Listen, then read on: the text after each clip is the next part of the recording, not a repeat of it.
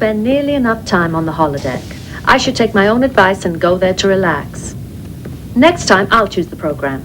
If you like the Black Sea, you're going to love Lake Kataria on Badeshead. Deanna, perhaps before there is a next time, we should discuss Commander Riker. Why? Is he coming along? No, but I do not wish... I mean, it would be unfortunate if he... If you and I are going to continue, I do not wish to hurt his feelings. Worf, I think it's all right to concentrate on our feelings. Yours and mine.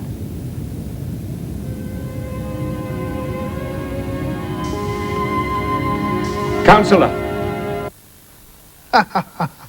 Well, definitely Star Trek week this week. On Wednesday, you remember, I spoke to Lieutenant Uhura, Nichelle Nichols.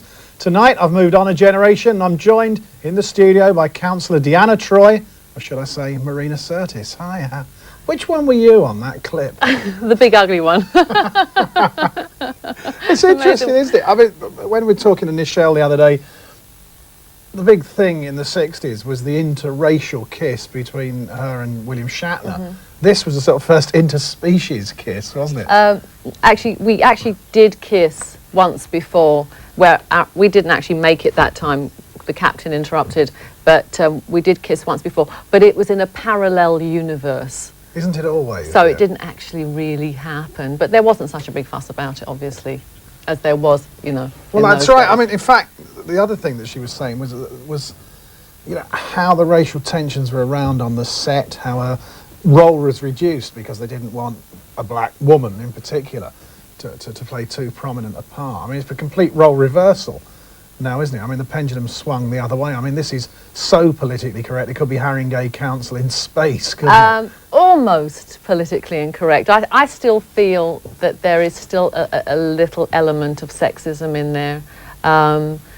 Considering we're doing a show about the 24th century, I sometimes felt that the women really weren't equal to the men in what they were allowed to do. Do you really think women will wear frocks like that in the 24th century? I hope not. I really hope not. I thought that was one of the ugliest things I'd ever worn. It wasn't a pretty dress, was no, it? it was because it was the last episode and the budget was getting low, and that was all that we could afford. So you think by the time we end our run, I'll be sitting here in chiffon, do you? Something nice little pink off the shoulder number. Well, when they start saying, you know, you can't go to the store you usually go to, what about, you know, British Home Stores, then you know, really. I always go to British Home Store. Doesn't everybody? What's the chain? Is that something from Star Trek? No, it's just, you know, a bit of junk jewellery type of thing. I'm just a slave to fashion. So how long have you been in this? I mean, we saw the last generation last Sunday on Sky. Mm-hmm. How long did it run for? 7 years. Goodness me. Yeah, we had a little mini celebration on our 80th episode because then we'd surpassed the first Star Trek, and we actually, I think, did something like 173 episodes. That's a lot. Because you just took off, didn't you? You lived in London, you took off to Los Angeles and said, I'm going to make it. How tough was it? I don't know if I said I'm going to make it, I just said I'm going to go. And I actually am the exception that proves the rule. It's actually very hard for a British actress to make it in Hollywood.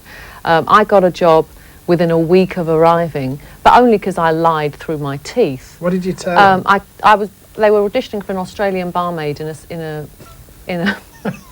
you know, one of those deep, meaningful roles in an episode of Hunter, and I did this terrible, I have to admit, awful Australian accent, and they said, well, is that authentic Australian? And I said, well, I lived there for 7 years. Lying, total well, they lies. wouldn't know this, they have no clue. They can't tell a London accent from an Australian anyway, so I got the job. Well, you also worked with Michael Winner and lived to tell the tale, didn't you?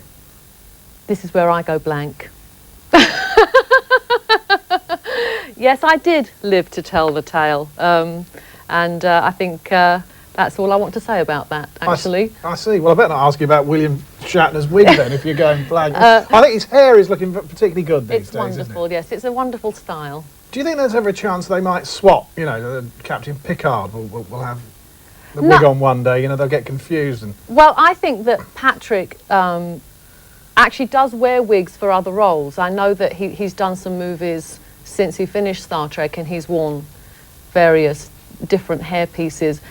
Funnily enough, he looks better without hair. There are quite a few people. Roy Marsden's one of those. Yeah, an he actor just who looks. better without He's. I mean, I syrup. think he's really sexy. Sexy? No, he's really sexy and much more attractive without hair. Let's talk about the new movie, because you're in that, and this is an attempt to bring all the generations together, which is what Kirk and Picard are doing in the same one. It's supposed to be this epic thing of the captains being together on the screen at the same time. How do they manage that? Well, we do a little cheat, you know. We basically, Jimmy Doohan, who plays Scotty, and Walter Koenig, who plays Chekhov, and Bill are at the beginning of the movie to set up this kind of scenario where Bill can be in it later on and work with Patrick, basically. It's like a... Does again, Kirk finally get killed off this time? Yeah, He we does. killed him.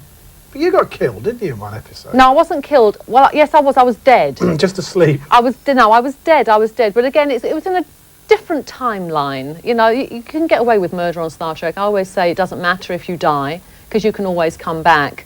We actually killed Denise Crosby twice, and she still came back. So it doesn't, you know. So it's you never parallel know. universes. You never for know. You, You yet never again. know. Yeah. Well, let's have a look at a clip from the film. Just a Okay. minute. Report. A quantum implosion has occurred within the Amargosa star. All nuclear fusion is breaking down. How is that possible?